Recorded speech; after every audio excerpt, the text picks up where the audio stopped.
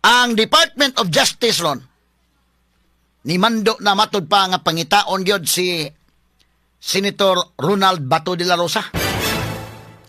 On the basis mahigala sa ICC warrant, mo hinungdan nga dakpo na gyud, ha? In fact, mahigala murag nahimo na mahigalang istorya bisag asa mga kagalaan nga suok. Hasta pa si kanhi General Nicolas Torre ni ingon nga kung naalang sa jurisdiction mahigala sa MMDA mo apil siya dakop. Ha? So, duha ka sides kini kanunay. Kadtong mga tao mahigala nga nasuko. Sumpay man ha, kadtong nasuko sa war on drugs. Nasuko ni Bato, nasuko ni Duterte. Dani, kanit-kanit na nga isyuha actually. Unya, pagtunga ni Bato dito na change sa inong leadership sa Senado, apil na ni tanan. O unya, ang impeachment ni Sara, kanit-kanit ng isyuha. Pana kita, real talk lang ng ato mga sukit ng paminaw, kay di man nato mahigala ma-underestimate ang understanding sa katawhan. Labi na ni mga listeners nato sa DYHP o IFM, dili pwede ni ato ni nga i-mislead sila. Ang ato gining sulti na to, unsay tinuod yun na kadto mga higalang nasuko sa mga Duterte, nasuko ni Bato, nasuko mga higala sa gustong suko ni Sara, gustong impeach na, gusto gito sila badakpan sa Bato. On the basis sa ICC warrant. Gusto gito sila mapadana sa ICC. Dalian na diha, ha?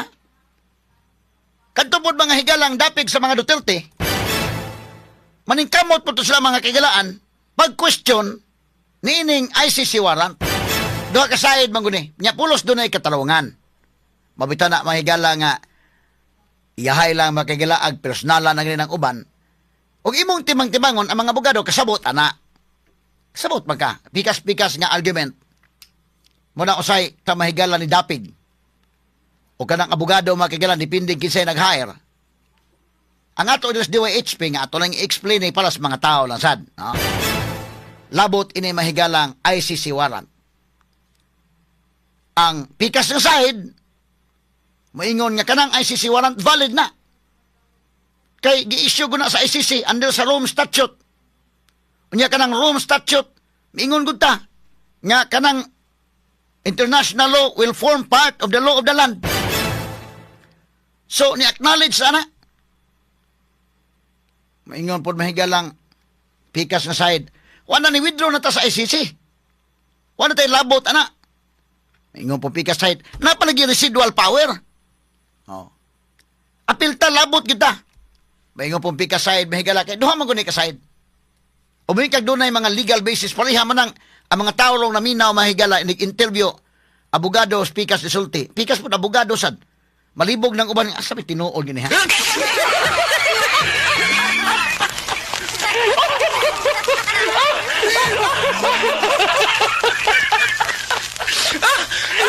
Ato ni lagi katawa mga kaigalan. Kay pareha man dunay katalungan actually. Depende na na. Mo bitan ning abot na Supreme Court. And in fact, ang Supreme Court, ang main case mga higala, wa pa na ma-resolve. Katupag ang Duterte, sumpay raman ang Bato. Kini karon mga higalang TRO ni Bato, sumpay na interim relief, nangayo sila provisional relief, kay ni anaman mga higalay ICC warrant. Katupag ang Duterte, wa nung ito kapangayo og TRO kay gi-implement pa dayon Tory ang warrant. Pag abot mahigalay ka sa Hong Kong, bahala questionable yung warrant, implement. Dahig ka na magpaliwanag.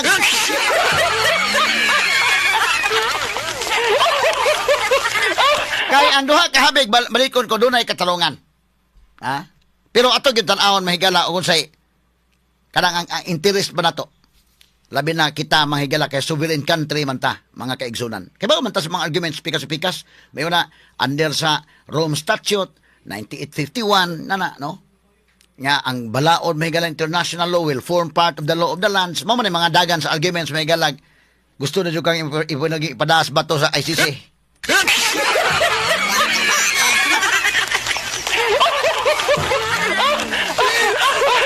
Kanto mga higalang di gusto, Ayaw sa, kay ang ICC mismo, ang Rome Statute mismo, nag-acknowledge magani sa atong korte dire. Niingon magani nga muagi ka dito sa local court. Ikaduha, di naman ta membro sa ICC. O mo-insist nga, implement lagi na. Mo-conflict man. Doon na may conflict of laws. Kay doon na may conflict mahigala sa international law o sa ato mismong konstitusyon. Asa may mo prevail na yan. Asa may mo prevail ang atong konstitusyon. Muna nga kanang ICC, ang ubang mga kanasuran, mukha sila nga kami independent country mi. Nami ang among self-determination. Unya, independent country mi, sovereign country mi, why makadikta na mo? Mao po nas Pilipinas, actually. Tungod kay sovereign country man ta, independent country man ta. Hukman ta, accordingly mahigala, according sa atong balao din is Pilipinas. Unya, ang doctrine of complementarity sa international law, kung wa na'y nag-function nga korte din sa Pilipinas, una pa sila musod, last resort man sila. Muna mingon, ang pikas nga habig, dili pa na, kinalan pa, abuton pa. So, duhan ni mga kagalaan ka side. Ang problema iniron, tinuuray lang. Kini, real talk lang yun ha. O atong ipasubay yung balaod, mga sukid tigpaminaw. Kita ka lang mahigalang Netanyahu o Israel. Nakagubot magud sila dito mga kaigsunan nga. Dunay warrant of arrest gi-issue ang ICC batok ni Netanyahu. Nagubot magud sila day. Namabay gikagubtan sa Israel. Wa gyud ang istoryahan dito. Nga naay warrant of arrest batok ni Netanyahu. Nakagubot pa sila wa gyud. Nga naman, unsa man ang ICC? Labaw din na sila nato. Labaw ta, sovereign country ta.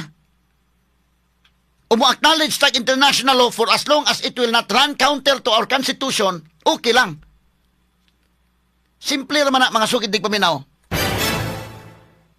Muran counter gani siya, mubangga gani siya mahigala sa atong balaod, mo prevail ang atong balaod.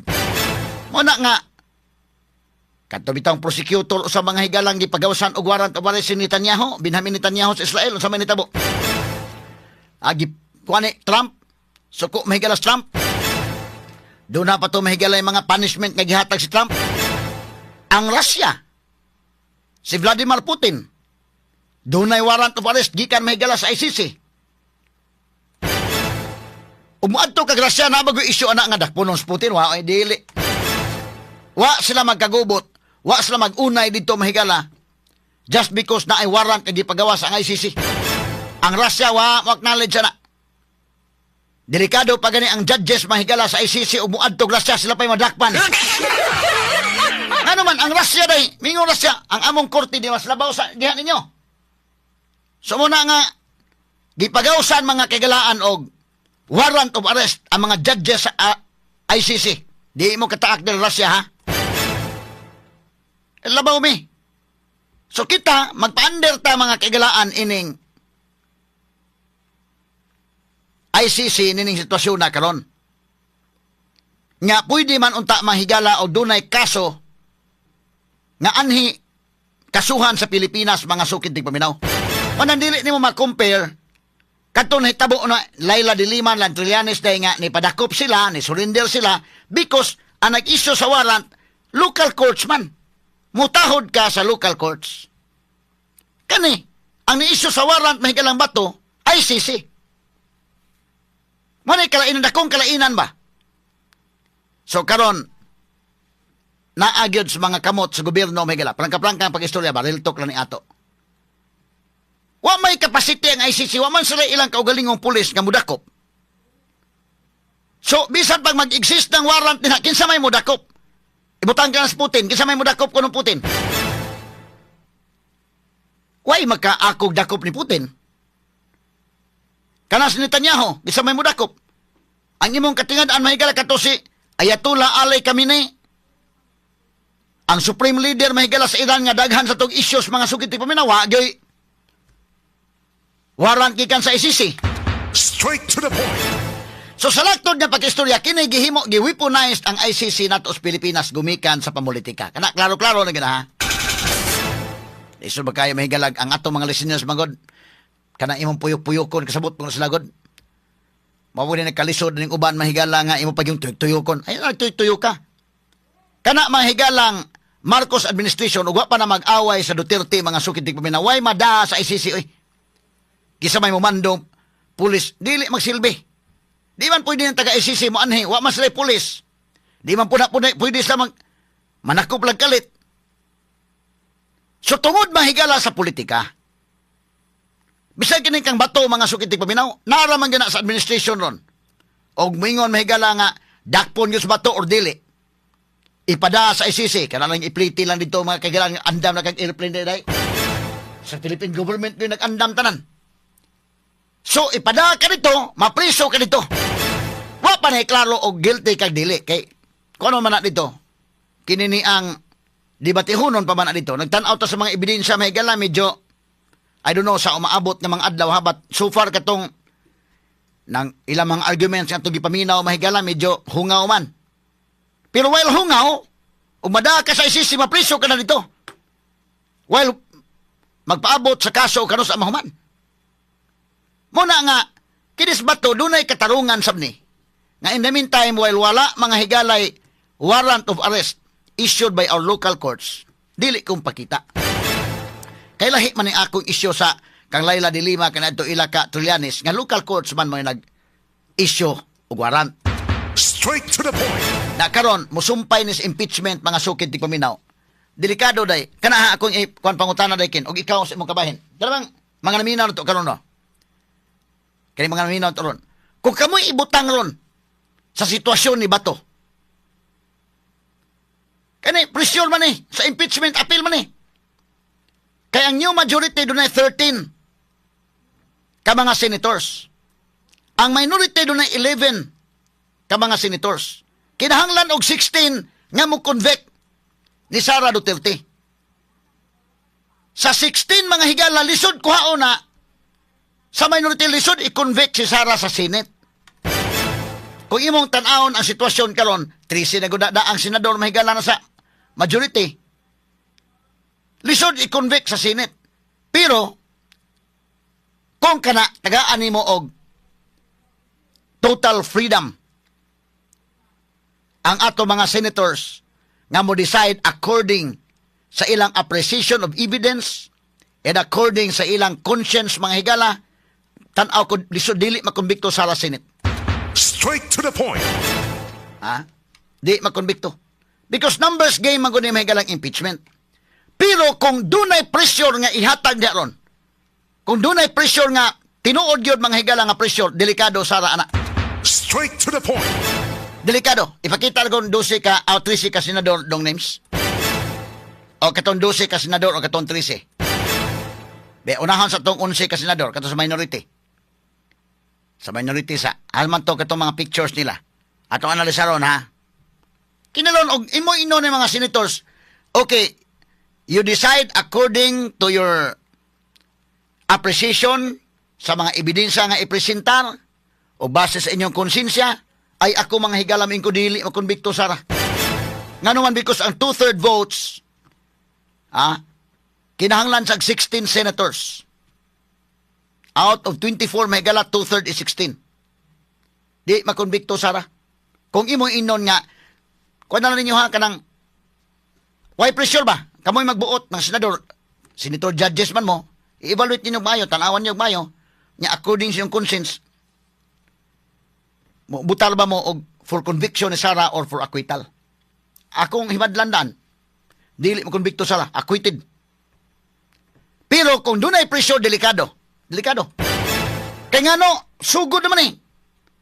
Asa man to doon, natay picture sa kwanong, kanay-kanay. Mao ni ang minority ha. Sa minority palang godaan, ang sigurado ini nga mo convicto mahigala nga wa nagi atong himadlan ha kanang convicto gyud. Number 1 nga si Risa Hontiveros si Kwati gyud Sara ni. Daan na sa nag-away Sara ni. Kinis Kiko Pangilinan, si Kwati Sara ni. Bam Aquino, sigurado. Ha? Ping Lacson o kinis si Tito Soto, sigurado na. Unya, kung atong i-appeal ning uban, kinis JB Ercito gani o kinis si kinini ang Subiri, di pa man ito masiguro ni. Pero doon ay pressure gikan sa taas. Kana gusto lang, abstain man na sila mga higala, pero karon na malik na po sa minority. So, malagmit, ibutang taon sila sa daan niya, kay kininduha ka tulfo mga higala, naan man ang daan niya. Although kining tulfo mga kahigalan, maniid ba sad ni?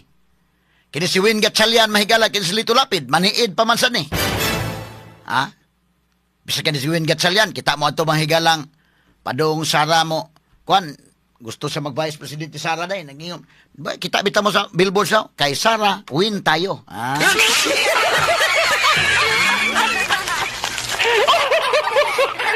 So, kini, medyo, di pa madaldali. Pero ibutan ta lang, kining 11 kabok. Pila man na ilang birahon. Aron nga makakonvict sila, 5 ra. Ang ilang birahon. 5 ra. Unang-una ka na sa bato, mahigala, medyo hardcore ng Duterte. Pero karon yang sitwasyon karon, o ikaw may nabutang sa sitwasyon ni Bato, papilon kay pili ron. Kami man, naamas mga kamot, kay atong debatihan mahigala ng ICC warrant, tinuray lang, na ay balaod niya maingon, gisaligan mahigala sa pikas nga habig nga pwede nandakpon. Doon na po'y balaod niya, dili pa pwede nandakpon. Because walay effect ng ICC warrant. Pero tinuray lang prangka pag-istorya, banaas mga kamot ni BBM ron. Kani prangka lang, hadi lang ko ingon nga on sa gyud. Real talk ba lang? Naas mga kamot ni BBM karon. O will dakpon yung batoy pada sa ICC ngadto na, bahala na dito. Parang wala yung tabok ka Duterte.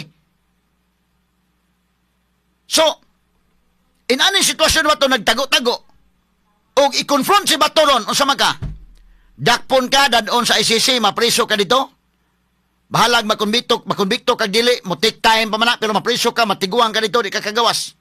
Or, arira ka, mo commit ka nga, imong konbiktohon Sara. Straight to the point. Kanan napita may gala nga, timbang-timbangon na ba itong labad kaya sa una. Ha? Muna'y pinakapait mahigalang iyang timbang-timbangon.